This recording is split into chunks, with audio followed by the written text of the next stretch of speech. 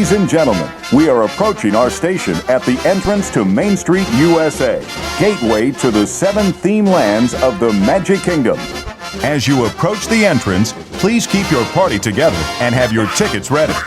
Broadcasting live from 38 Studios in Providence, this is the Go Ask Mickey podcast, helping you with the tips, tricks, and the tools needed to save you time and money on your next Disney vacation. If you have any questions, comments, or suggestions, send them to goaskmickey@gmail.com.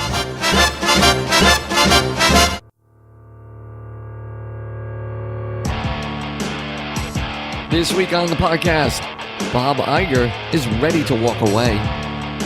Disney wants to catapult guests into outer space. And should Disney Springs be considered a fifth gate? We got all that and more coming up next on the Go Ask Mickey podcast.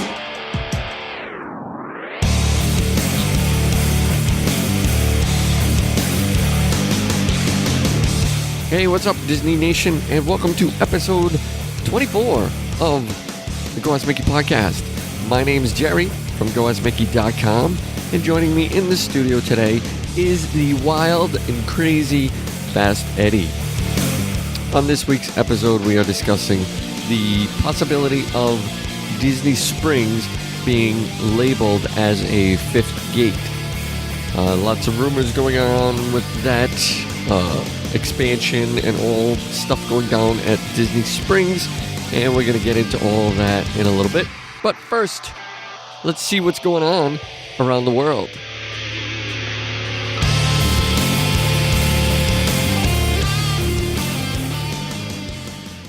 Good evening, I'm Ron Burgundy, and this is what's happening in your world tonight.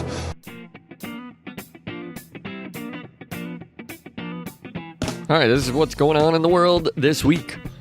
Disney's CEO Bob Iger says he's stepping down in 2019, and this time he means it. Walt Disney's CEO, Chief Executive Officer Bob Iger is finally planning his exit from the company.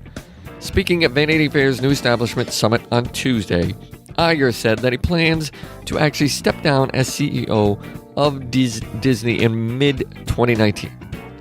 This time I mean it, Iger said during the summit. It's time. There's been speculation that Disney chief might consider a political career following his departure, but when asked about it, he said, "Let's not go there," according to Variety. He's going to be running for president. Earlier this year, Disney's board of directors extended Iger's contract through July 2nd of 2019, and that move came after the man widely expected to succeed him, former Chief Operating Officer Tom Skaggs, left the company after it became clear he would not get the job. Iger planned on stepping down in 2018, but only after an earlier planned exit in 2016 was pushed back. Now it's unclear if the company has a suitable internal candidate as successor or will have to look outside. It pretty much goes on to talk about what happened in Vegas and what his thoughts were about gun violence and the wake of the mass shooting in Las Vegas. Definitely going to be keeping an eye on this man because I believe he will be running for president starting July 3rd, 2019. He will start his campaign. So keep an eye on him, and we will see what happens to him coming up in the future. All right, on to the next story, which is surprising details of Epcot's Guardian of the Galaxy's attraction have been revealed. Though it has been rumored for almost 2 years, Disney finally confirmed during the 2017 D23 Expo earlier this year that a Guardians of the Galaxy-inspired attraction will be added to the Future World sometime in the next few years. Though this might seem like a strange addition to this part of Epcot, considering the Guardians of the Galaxy film franchise is supposed to take place in the present day, Disney has said that this franchise makes good for a good addition to Epcot's Future World because it gives guests the chance to experience the excitement and adventure offered by space travel. And while debates about the appropriateness of theme continue to rage on, it looks like the first real details about what this ride will actually be will likely be revealed. And it looks like the Disney plans might be even more ambitious than originally thought. This attraction is going to be a huge roller coaster. Through concept art for this attraction shows a barely changed universe of energy building, as well as a pre-show room. Disney has been fairly mum about what kind of attraction this might be. And while rumors circulated last year that this new attraction would be an indoor roller coaster of some sort, it finally confirmed that during the Epcot 35th anniversary that this attraction would indeed be a roller coaster. So it just was announced October 1st. But if you're expecting the next Space Mountain, you'd actually be quite wrong, as this new attraction will be a scaled down, never before attempt at a Disney park. This is going to be a repurpose they're still going to repurpose much of the original Universe of Energy building, but as just queue and pre-show space for this new attraction. That's huge, which will actually occupy a new building, which will be constructed in the space currently occupied by the defunct Wonders of Life Pavilion, which has been mostly abandoned for nearly 2 decades. Finally get used to that one. Now, while you may wonder how a single attraction can occupy 2 buildings, it looks like there will be some clever imagineering going on here, and there will be a launch tube, get this, a launch tube of some sort which will catapult guests from the first building into the second. Kind of like a thing they do on Rock and Roller Coaster. That's crazy. So, to shoot people from one building to another building in like a tube, I'm thinking, to me, they do these water slide tubes. Like, I don't know how this concept is supposed to happen, but that's what I picture in my head. So, we'll see. I mean, this is a long way off. Now, while Disney has yet to announce an official opening target for the still yet untitled Guardians of the Galaxy's attraction, Disney has an internal target for completion, and it will be a bit later than you might have thought. 2021 looks like the date.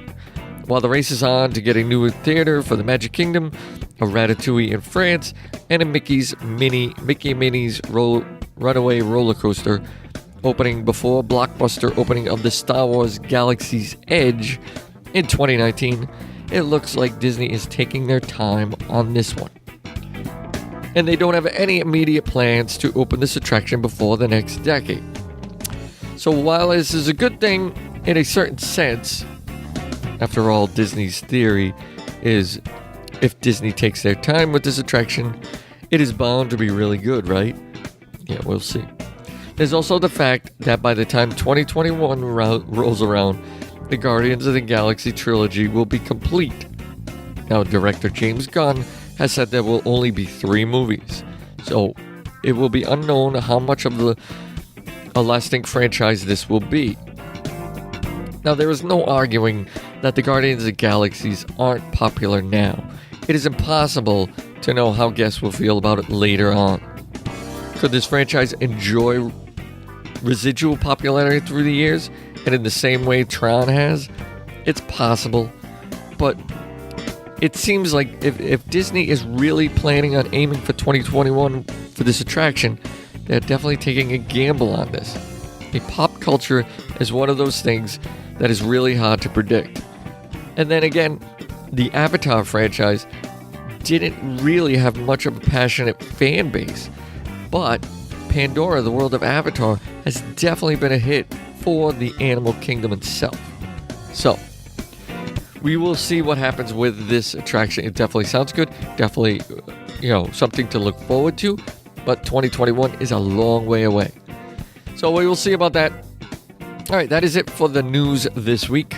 And we will be right back with Disney Springs and the possibility of it being considered a 5th gate. What do you think about that?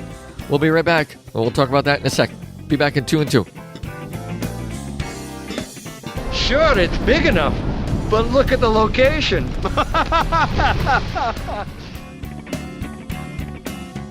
You're listening to the Go Ask Mickey podcast.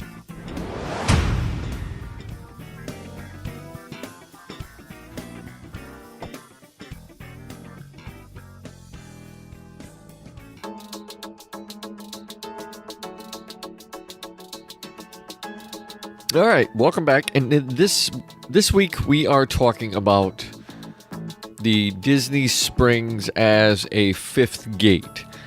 Some people call it Downtown Disney. Some people call it the Marketplace. Whatever people call it, it's now called Disney Springs. So, in my eyes, it's a fifth gate because of everything that you can do. You have the shopping, you have the food, you have shows, you have a lot of things that are going on all in that little area. So we're going to get into all that in detail in a minute. But first I want to talk a little bit of background of what it is and how it's gotten to where it is today. So Disney Springs used to be called the Lake Buena Vista Shopping Village back in 1975. And then it switched to Walt Disney World Village in 1977. They changed the name again to Disney Village Marketplace in 1989. And in 1997, it was labeled as Downtown Disney. Now, it is a outdoor shopping, dining, and entertainment complex. It has all that in one place. It opened in March 22nd in 1975 and has expanded and renamed over the years until 2013 when it was announced as a Disney Springs.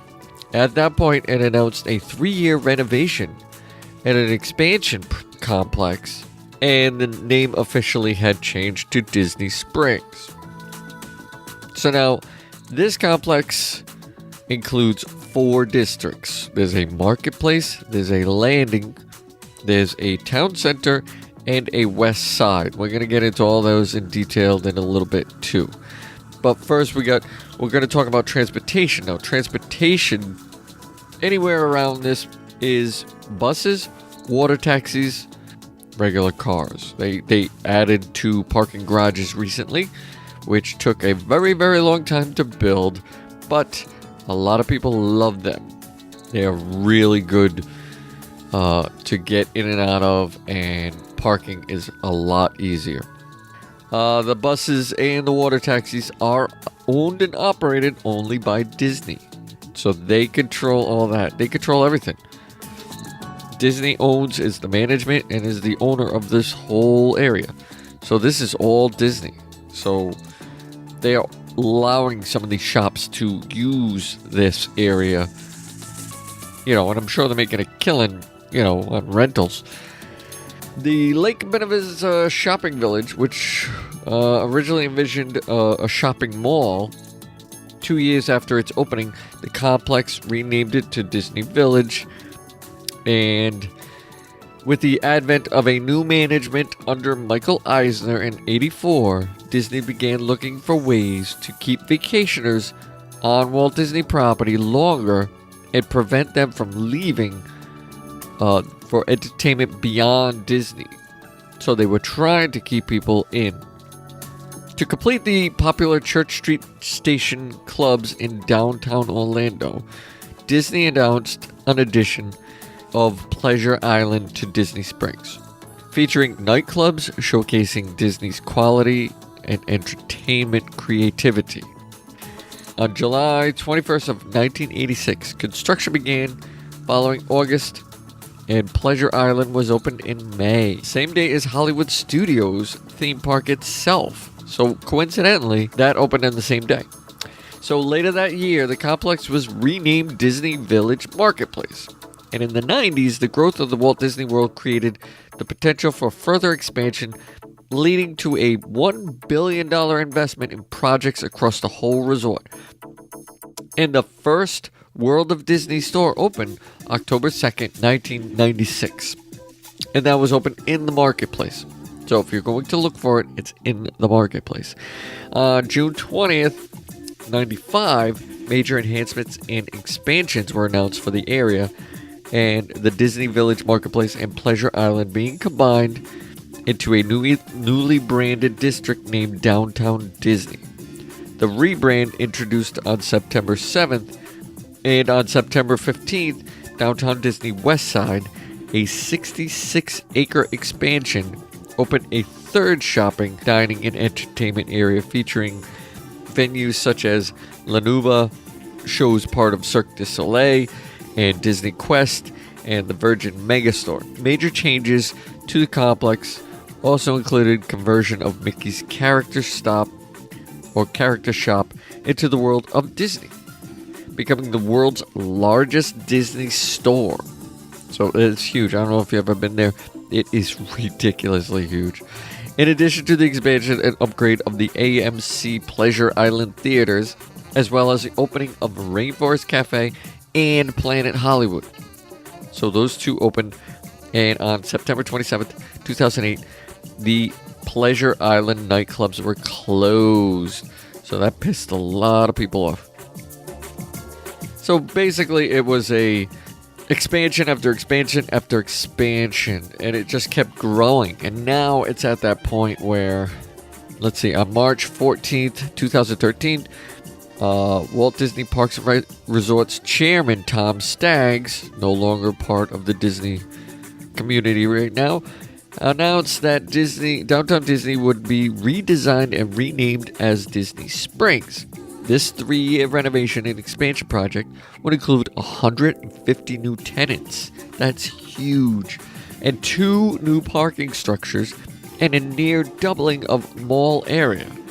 Prior to this announcement, the last renovation of Downtown Disney had been in 97. So it was like, it's been years since there was any renovations. And to do something like this was huge. So in order to facilitate the construction of the area and increase the capacity, 2 large parking structures were constructed from previous surface parking lot areas. So they built these huge structures for the parking lot, and it worked out great. Even though it took a long time, it worked out great. So now there's a ton of parking available because they're going to need it. There's a lot of people that go to this. So, I mean, when you're on your vacation, I, as well as many other people, always set a day just to go to Disney Springs. So, we're setting out a day to go there, as well as to Epcot, to Animal Kingdom, to Magic Kingdom, to Disney Springs. So we always set a day to do stuff like that. And I'm sure a lot of other people do. And it's disappointing if you don't get a chance to do it because, you're paying to go see the parks, you're paying for that. Disney Springs is quote-unquote free. So, in order to... the completed renovation expansion was in early 2016, and Disney Springs now consists of 4 districts. You got the Marketplace, the Landing, the Town Center, and the West Side, all as of today. So, complex is bordered by Lake Buena Vista to the north and the parking garages and surfaces lots to the south. So, Walt Disney Imagineering took inspiration for Disney Springs from real coastal towns found throughout Florida itself, such as St. Augustine and Coral Gables. Creative director Dave Hoffman said, "The area, each neighborhood reflects its own function and fictional time period when it was developed." So according to the town's fictional history, Disney Springs was settled in the mid-1800s by a cattle rancher who discovered the town's namesake Springs, and the town subsequently expanded from Springs on outward. So that's the story behind it. Now you get the Marketplace, and it houses many shops and restaurants of the American craftsman type style of the 1930s, so it has that rustic look to it. And the restaurants include Earl of Sandwich, T-Rex, owned and operated by Landry's Restaurant, as well as, I believe, the Rainforest Cafe. So all those are located, as well as the Lego store at the Marketplace Causeway, and it was constructed and opened in 2015. So now when you go to the landing depicts the fictional town, transportation hub, and marina. Now this is all along the water. The landing features nautical-themed restaurants and shops, including Jock Lindsay's Hangar Bar, which is an Indiana Jones aviation-themed dive bar, and the Boathouse, which serves as the amphibious cars that go out into the lake. The landing was formerly the site of Pleasure Island, a nighttime entertainment district with 2 comedy clubs and 4 dance clubs. These areas closed in 2008, and in 2010 Disney announced a project named Hyperion Wharf, which was planned to replace Pleasure Island Complex. Now the Pleasure Island would have undergone extensive renovations and rethemings to transform into the early 20th century wharf-themed entertainment area. New shopping and dining locations would have also been later canceled because it was deemed better to totally overhaul the downtown Disney area. With the advent of Disney Springs, the former Pleasure Island was redesigned as the landing in 2015. So that's how that came about. The structure known as the Empress Lily is the static full-size replica of the paddle steamer riverboat on Village Lake. It is 220 feet long and 62 feet wide. Though it resembles a boat, it is actually a boat-shaped building on a submerged concrete foundation. Cool. It opened May 1st, 1976, when it was christened Walt Disney's widow, Lillian Disney, for whom it was named. It originally housed 4 separate entertainment and dining areas, and in the mid-1990s, Levy Restaurants signed a contract to operate the ship for 20 years. Wow, that's a long time. On April 22nd, 1995, the Empress Lily closed, and all the interiors were ripped out, and old smokestacks and paddle wheels were removed because they had rusted and rotted. They were not replaced, and the restaurant opened as Fulton's Crab House in 96. And Fulton's Crab House closed for major renovations in 2016 to be remodeled as a new restaurant called Paddlefish. So that's currently what it is today, as Paddlefish. Let's get into the town center. Now, the town center depicts the fictional town's central business district as a business style, kind of like a New Yorkish Spanish revival architecture from the 1920s. The town center also features the namesake Springs, which is artificial. The area debuted in 2016, having been built on former surface parking lots. It features many well-known retailers. The area opened in multiple phases, with the first phase opening in May of 2016. The center includes different stores such as Anthropologie, Sephora, Pandora, UGG, Johnston & Murphy, Zara, and Kate Spade, along with many others. So there's a lot of stores there. The west side, which depicts the town's exposition center, having been developed in the 50s according to the town's fictional history. The expansion of the AMC Theaters, Pleasure Island, Island 24 venue opened with downtown Disney West Side in 97. In 2010, renovations began, which created theaters offering food service. The complex was renamed AMC Downtown Disney 24. In 97, there were plans to move Planet Movies to AMC Entertainment Complex at this location by combining the Planet Hollywood restaurant with a rebranded AMC Megaplex. These plans were abandoned due to Planet Hollywood's continued financial problems.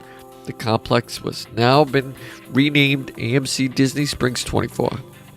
And Disney Quest, which closed on July 2nd, 2017, to make way for the NBA Experience retail and dining location.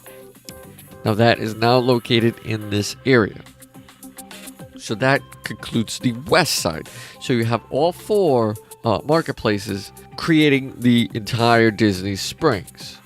So you have a ton of options. In each and every one of these, there is something for everybody. And that's the whole point I'm trying to make with the fifth gate, meaning there's something for everybody all day long. It's not like a nothing to do kind of a shopping. It's not just shopping. It's entertainment. It's food. It's alcohol. It's shows. It's street stuff going on. There's something going on constantly.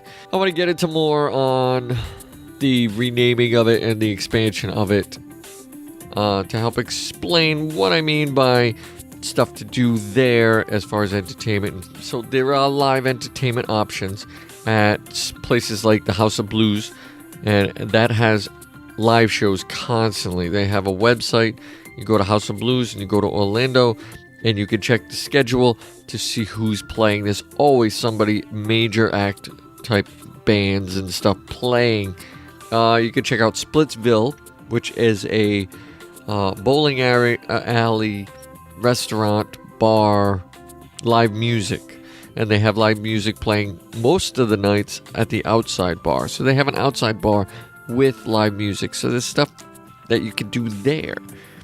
They have Bongo's Cuban Cafe that has live music in the evenings. Planet Hollywood has a floor with a live DJ on it. The Waterside stage often has shows going on, including daily DJ kids dance parties. And that takes place in the evenings.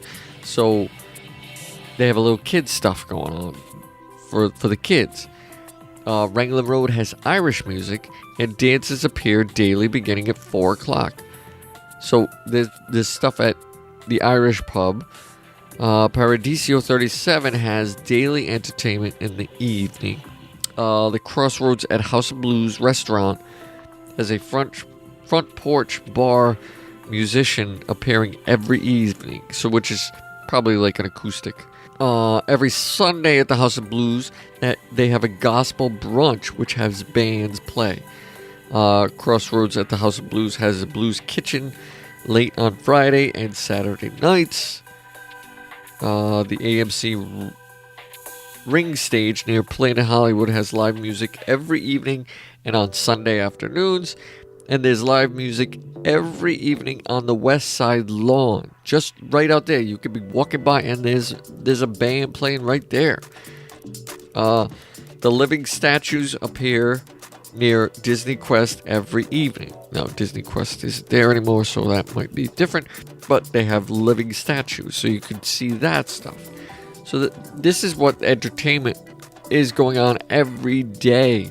So that's what I mean by there's so much to do there. Now, let's get into the accommodations. Now, what is around Disney Springs? And around Disney Springs, you have hotels. There's a few hotels that are around there that you can stay at, which is somewhat of a convenience. They're cheaper. They're off-site from, the Disney resorts, so they're going to be cheaper, but there are different options with each one. Let's get into some of them. Okay, we got the Best Western Lake Buena Vista Resort Hotel. There's also a DoubleTree Guest Suites. There's a Hilton Orlando, which is closer to Disney Springs. I think this is the closest one. You got the Holiday Inn.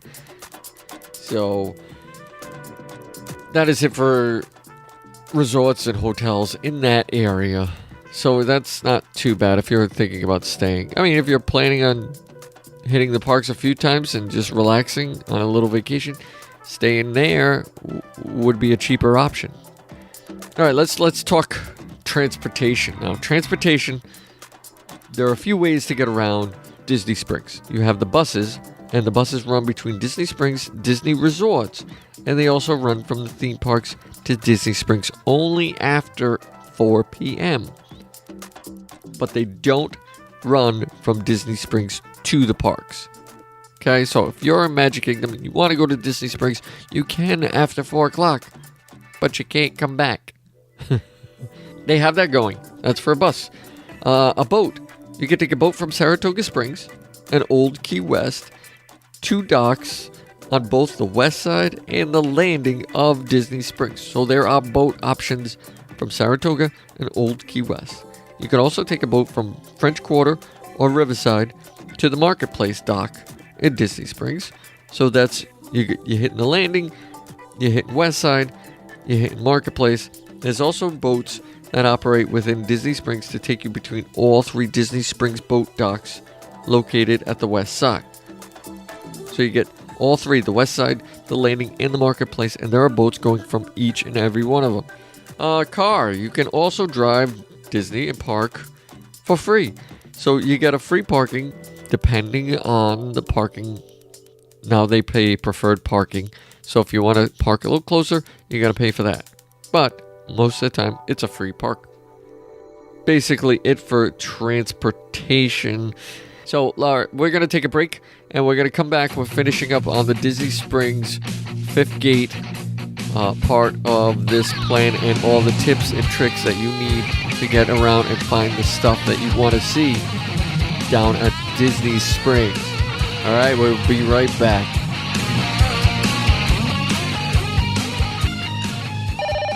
Northern Tool and Equipment. My girlfriend has given me a pet name. I'm afraid to ask. Snuggle Muffin. No, it isn't. And she uses it in public. Okay, so give your girlfriend a pet name she'll hate, like Thunder Chunky. I couldn't do that. I see. Too harsh for Snuggle Muffin. Okay. Drown her out with a 200-mile-per-hour cordless leaf blower. Got it. Here she comes. Hey, Snuggle Muffin. What are you doing, Snuggle?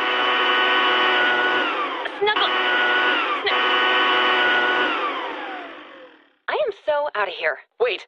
Come back, Thunder Chunky! There's no problem a little horsepower can't solve. Northern Tool and Equipment.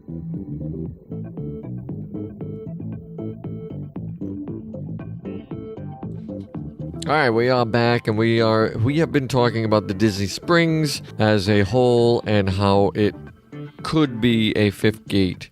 And we're talking about, what you could do there.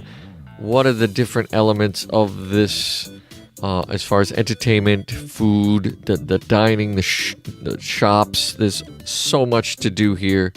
And we're just dissecting it piece by piece.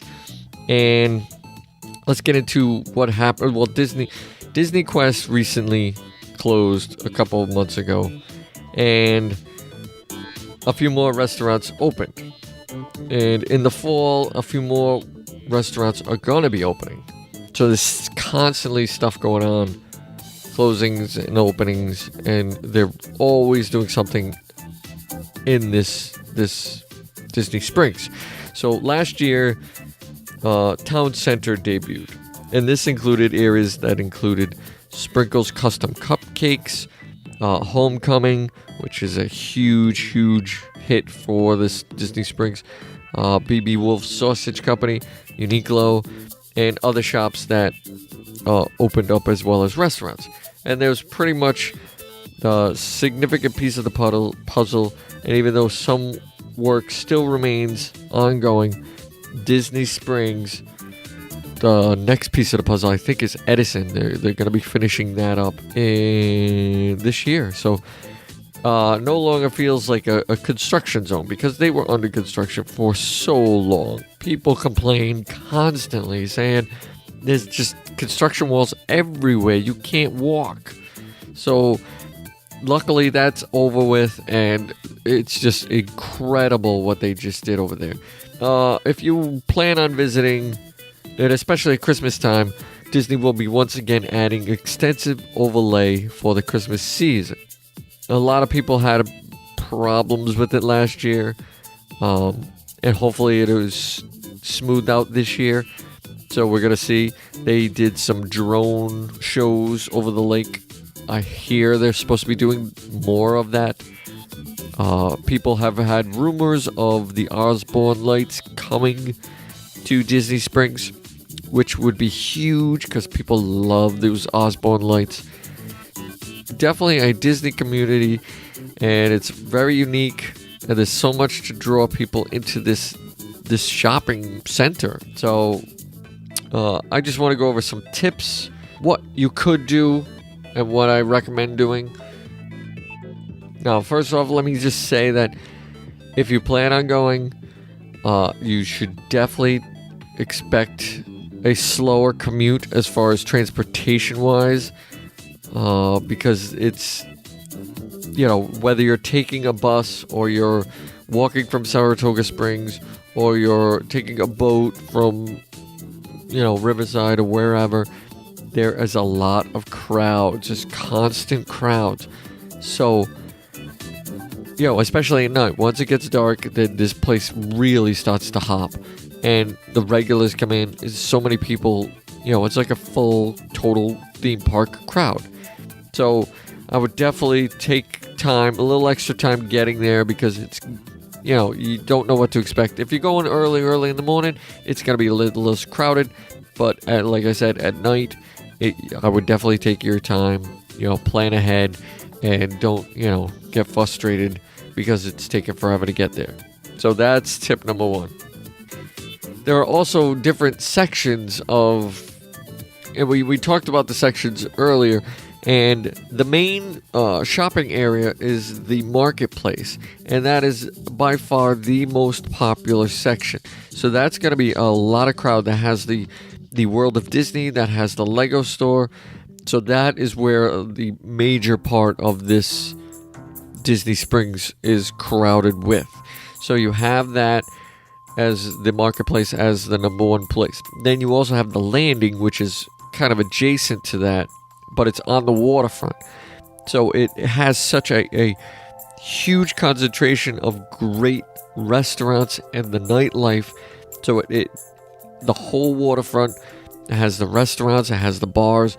That is all lit up at night, and that's the place to be at night as far as restaurants and, entertainment.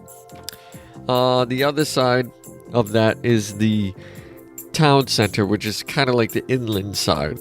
And there's where the most of the non-Disney shopping. Okay, so like the non-Disney stores, the jewelry type places, and where more of the third-party entertainment and dining options are located. So it's not as much Disney stuff on the town center side.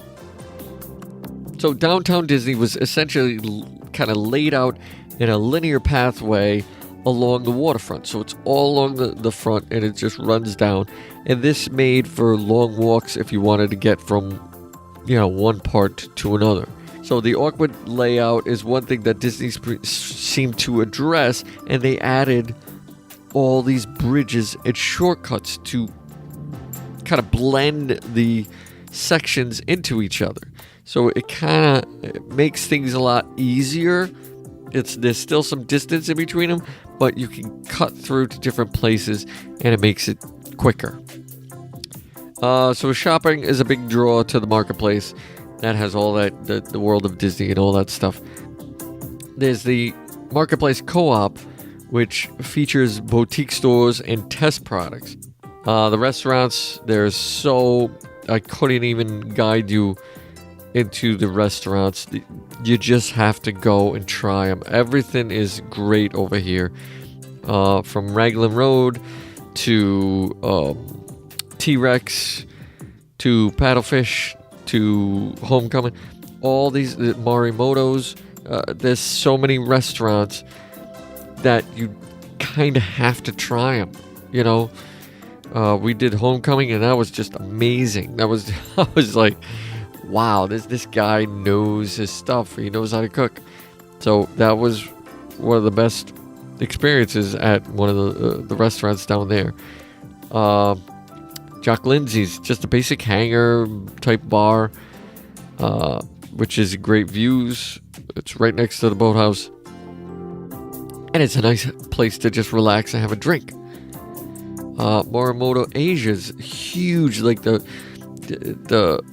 food there is like 5-star restaurant food. Like, and it's not uncommon to run into Morimoto he's always there. So same with Art Smith at the Homecoming. They're always there. So you might, not be surprised if you run into some of these people. And if you're not going to sit down, there are other places that you could go to.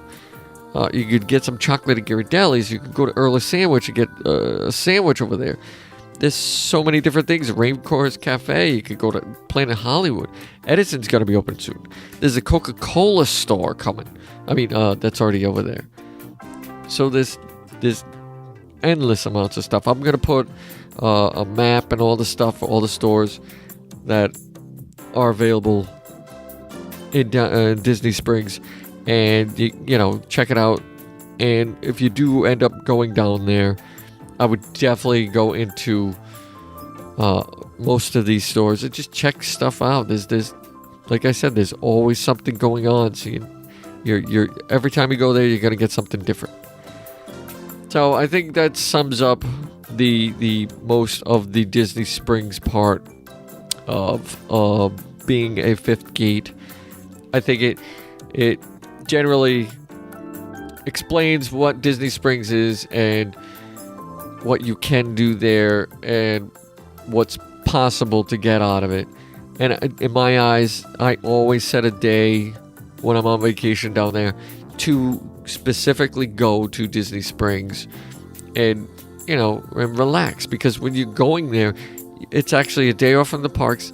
You kind of have that break, that midweek break, and it gives you and your family a chance to recharge. Like when you go there, you're just kind of just like, this is so much easier before you hit it the next day and, go back to the Magic Kingdom, wherever you're going. And it's 110 miles an hour.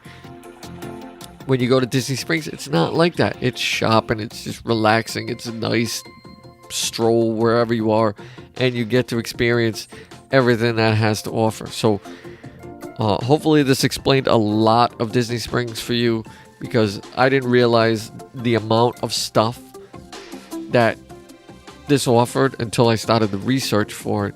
And then I realized, wow, there is so much to do at this one place. So that brought up my whole thinking of, wow, this could be a fifth gate. And, and I've been hearing rumors, which is, just rumors, that there is talk of a monorail being a track added for Disney Springs. That, as rumors go, it's still a rumor, and who knows, but that would be huge. That would be ridiculous.